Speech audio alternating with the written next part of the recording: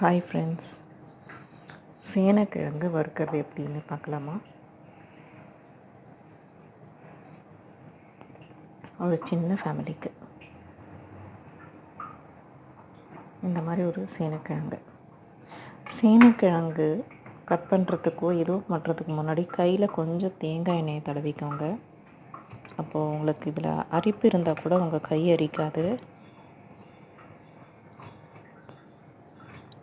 தோல் சீவி எடுத்துக்கிறோம்.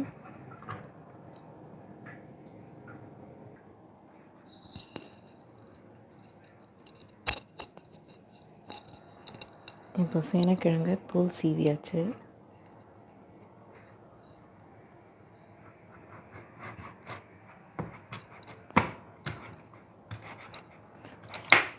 நல்லா நைஸாக கட் பண்ணிக்கிட்டிங்கன்னா நல்லா முறுன்னு வரும். சாப்பிட ஆசையாக இருக்கும்.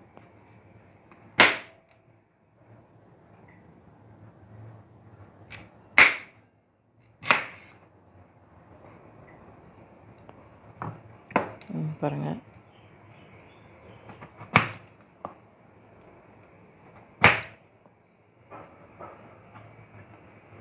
இப்போது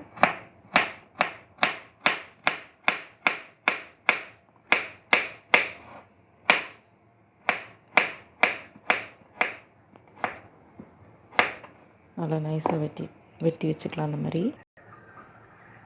கருணக்கிழங்கு கட் பண்ணியாச்சு, சேனக்கிழங்கு கட் பண்ணியாச்சு. இப்போது கட் பண்ண சேனக்கிழங்கு கொஞ்ச நேரம் புளி தண்ணியில் போட்டு வைக்கலாம்.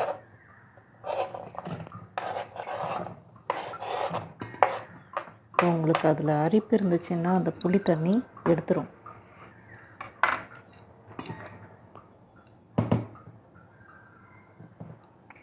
கொஞ்ச நேரம் புளி தண்ணியில் ஊறட்டும்.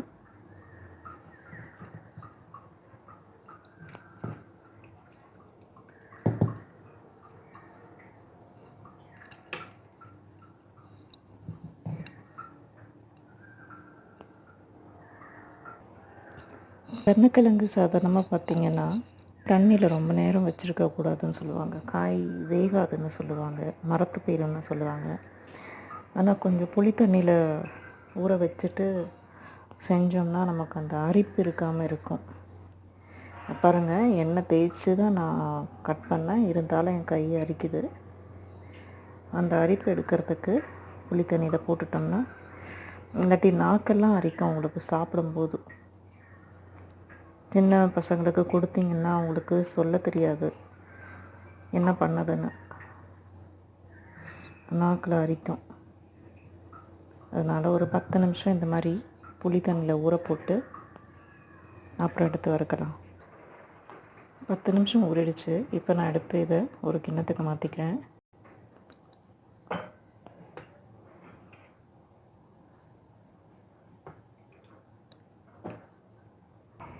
எல்லாத்தையும் இப்போ கிண்ணத்தில் எடுத்தாச்சு. இப்போது வறுக்கலாம். ஸ்டவ்வில் கடாய் வச்சுட்டேன், சிம்மில் வச்சுருக்கேன்.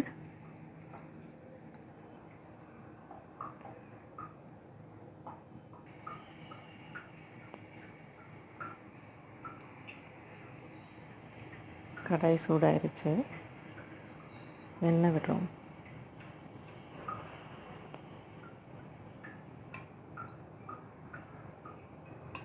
ஒரு 3-4 டேபிள் ஸ்பூன் எண்ணெய் விட்டுக்கலாம். நீங்கள் வறுக்க அது தண்ணி எப்படி ட்ரையாக இருக்குங்கிறத பார்த்து நீங்கள் அப்புறம் கூட எண்ணெய் சேர்த்துக்கலாம்.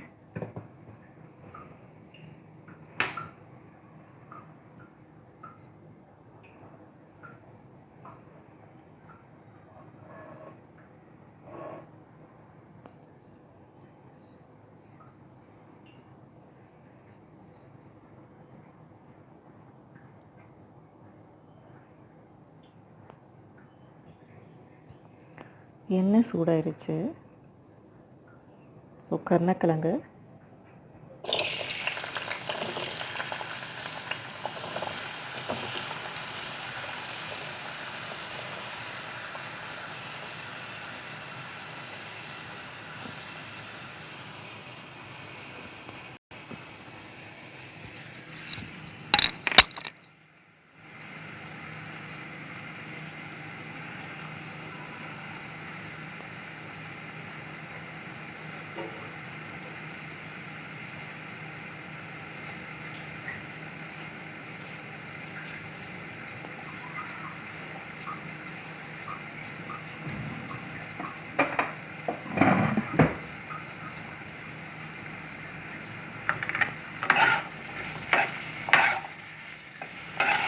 வெறும் எண்ணெயிலேயே நல்லா கொஞ்ச நேரம் பரட்டி எடுக்கணும்.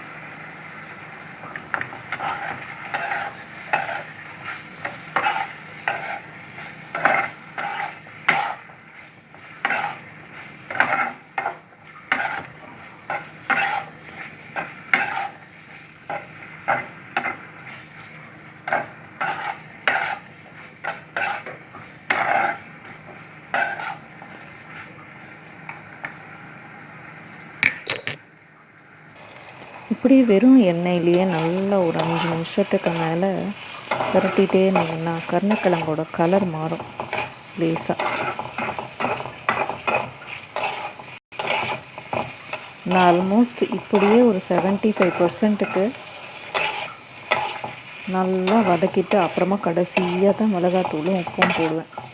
அப்போ உங்களுக்கு இதுலேயே நல்லா கிறிஸ்பியாக ஆயிரும். இப்படியே நல்லா கிறிஸ்பியாக ஆகிற வரைக்கும் பண்ணிவிட்டு கடைசியாக மிளகாத்தூளும் உப்பும் போட்டு கொஞ்ச நேரம் அந்த காயில் இறங்குற வரைக்கும் வச்சு பரட்டி எடுத்துகிட்டு இருந்தால் நல்லா முறுமுறுன்னு இருக்கும்.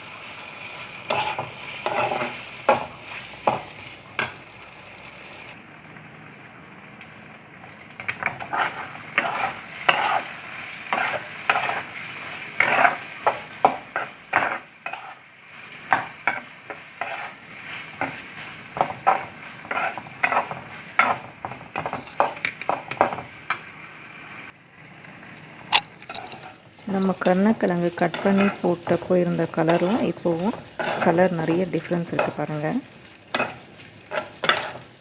நான் இதுக்கு தண்ணியே விட மாட்டேன்.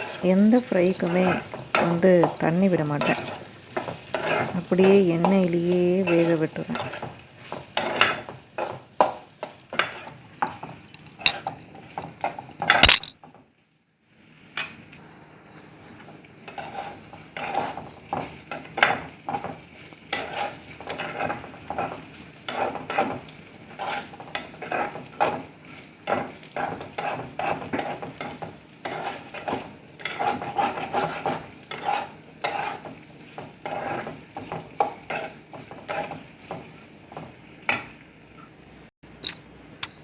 இப்போது இது கூட மிளகாத்தூளும் சால்ட்டும் சேர்க்க போகிறேன்.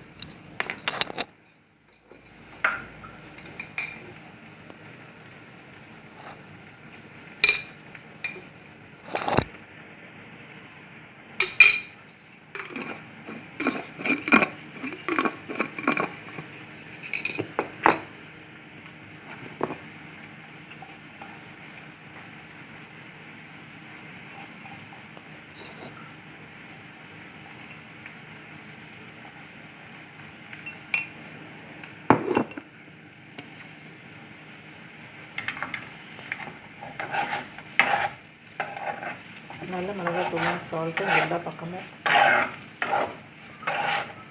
மாதிரி பரட்டி வைக்கணும்.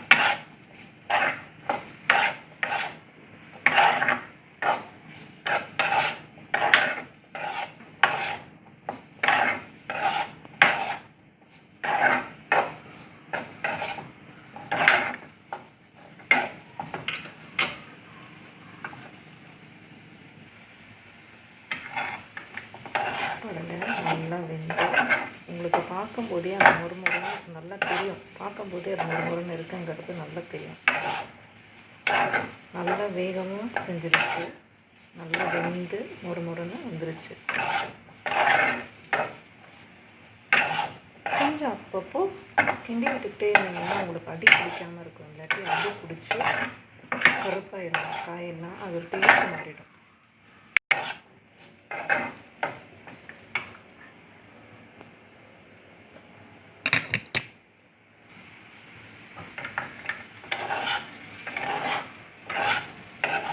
அவ்வளோதான், நல்லா வெந்துருச்சு, முறுமுறுன்னு வெந்துருச்சு.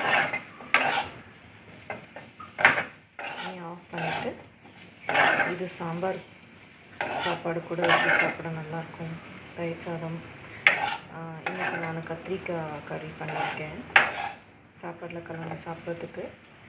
அதுக்கு இது சைட் டிஷ் ரொம்ப நல்லாயிருக்கும்.